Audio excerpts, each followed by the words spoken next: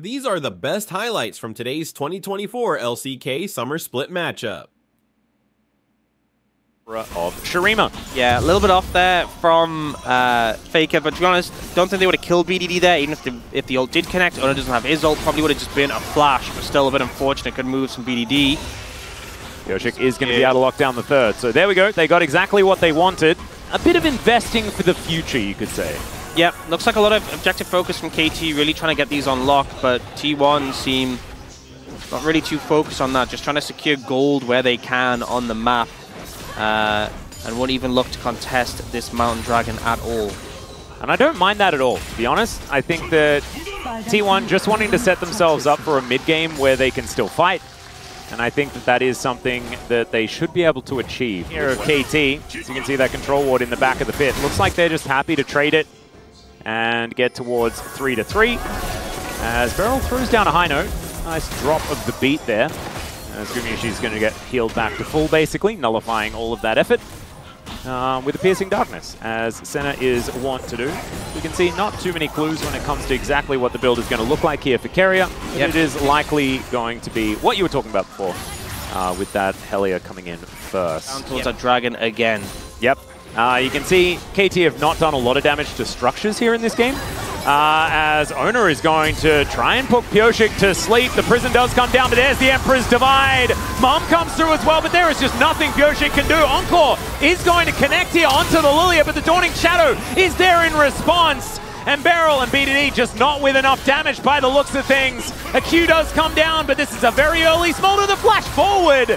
And BDD not able to do enough to take down Faker's Azir. Beryl there as well, but the extra heal does come on through. KT still able to get back out onto the map and take themselves an Infernal Drake, and that is Hextech Soul. Who's starting to get items, not ideal, but you have two dragons. It's a Hextech Soul. That is such a powerful one to get. You really feel good that you kind of been rewarded for your early investment into those dragons. Beryl, though, could be in a bit of trouble here. Yeah, he doesn't have flash, nor does he have heal. He has nothing. He's just dead. That is Gumiushi picking up that kill. And sometimes when you're playing these enchanted supports, you need to be a little bit careful as far as farm is concerned. BDD doing a good job as well. But Neela being only like 2 CS behind is a little bit of a worry. Yeah, and also in my book. Part of the fact of having a Neela, Keria is 2 levels up on Beryl. Yeah. Which is pretty concerning. Doesn't quite have that Helia yet, but that's a decent spike. But really 2 items is just where this champion just starts to take over the game. So I think with the fact that T1 already have a gold lead, it's feeling really good for them. You know, they'll feel good as the game goes on. That were coming out.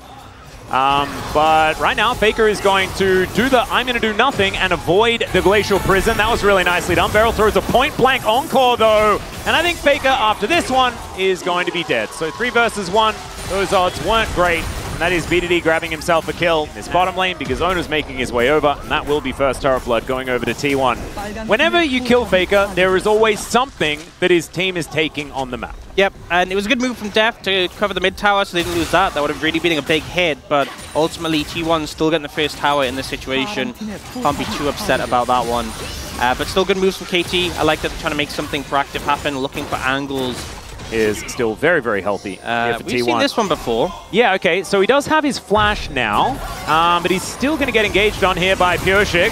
BDD going to breathe on him there as the Permafrost does come in. He avoids Mom, though, and the wall is going to stop them from being able to walk up. Yeah, Rift Herald goes down in the mid lane, and Faker is just buying as much time as he possibly can. This turret is now going to get aggressive at him as Beryl is just going to flash over. That is going to be the kill picked up, but at what cost? Ladies and gentlemen, as the inner turret is going to fall, as well as the outer, and Shelly even gets to go on another walk after that.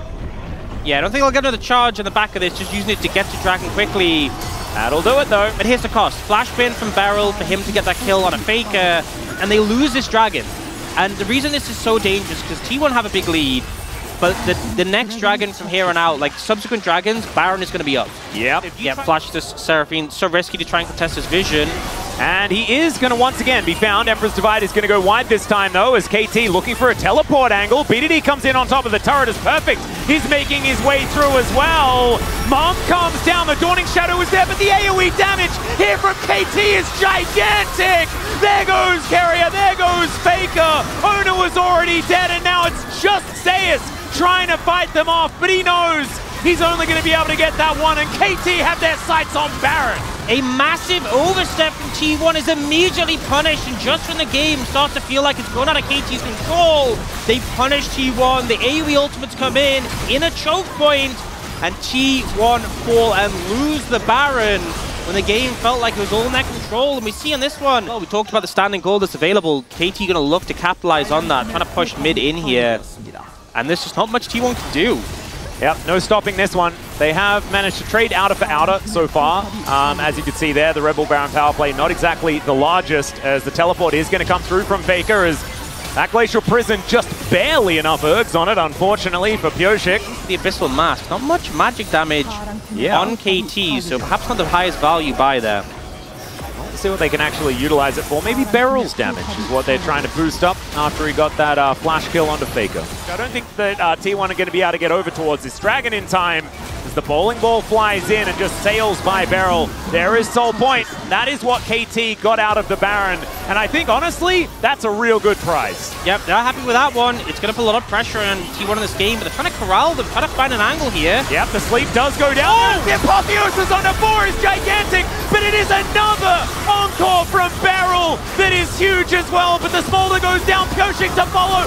Zeus is going ballistic. It's a triple kill for the Viking, and now Beryl and Deft are against the world, and I don't think they like that. It's a quadra kill, and there's the penta for the Olaf top from Zeus here in game 1. Zeus managed to farm up a big lead in this game, and he's rewarded. This is what the comp wants to do. There's no answer to this Olaf. You can't CC him, and with the Senna backing him up, you certainly cannot kill him. He just moves through the fight, taking out target by target. The return ults from KT managed to get some value, but it's not enough, and now T1, with the death timers coming up shortly, they won't be able to end, but they are going to do a lot of damage to KT right now. Taking that tier 2, getting some more gold, getting that inhib tower as well, and this Olaf probably just going to be able to pick up a whole item after that fight. Ults in a team fight, and it's just going to be absurd. So T1 have control over the dragon. They're going to be able to take this down and then move over to respond from KT. KT haven't even started the Baron yet, so there's no threat. Good moves from T1 to secure this. Yep, very nicely done. They will be able to take that one down. Big shielding coming in here from KT as Beryl presses his W button, but T1 looking for that inside track here on this mid lane. They always have a resource to kind of spend. Well, there's the aggressive advance here. Only onto 2 here on the Apotheosis, and Gumayushi taking so much damage back. That is going to be perfect, shutting him down. He gets a huge shield as a bullet time.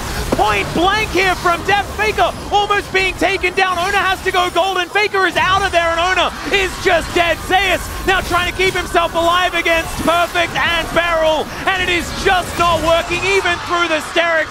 And KT win another fight into a Baron. T1 go for the desperate engage. Guma tries to force it, doesn't find the right members, and the response is immediate from KT. We don't end up seeing the value of the Olaf in that one, and the Smolder is starting to take over this game. Baron going to be secured for KT, and now steal this. There's no other way about it. Yep, there's going to be another team fight. That is all I know, as this dragon is going down exceptionally low. Snare not quite going to connect. That is going to be the steal from Ona, but can they keep themselves alive in the fight? BDD going too far forward. It's another Apotheosis as Beryl is going to go down. Ona will be taken out, though. BDD is still alive in this one, but not for long. It's a double for Guma. His health bar is just yo-yoing from these heals. And Pioshik is sent to the nether as well. It is punch for punch, blow for blow between these two teams. So this time, T1 punch back. And Guma redeems himself for the play around mid, finds the engage that gets on the back line. The healing comes through from Carry to back him up, and now, you know, T1 denied the soul, but it doesn't matter, they're just going to end the game. Yeah, denying the game, I think, is a good idea. Deny enemy nexus seems to be the game plan for T1, and they are just going to march down this mid lane, take out these nexus turrets. And man, this for game number 1, this was a little bit too intense, but man, it was a banger. We'll see whether we have a few more of these in this series as T1 take out the first one. These were some of the best highlights from today's 2024 LCK Summer Split matchup. Which moment was your favorite? Let me know in the comment section below. This is OP, and I'll see you tomorrow. Take care.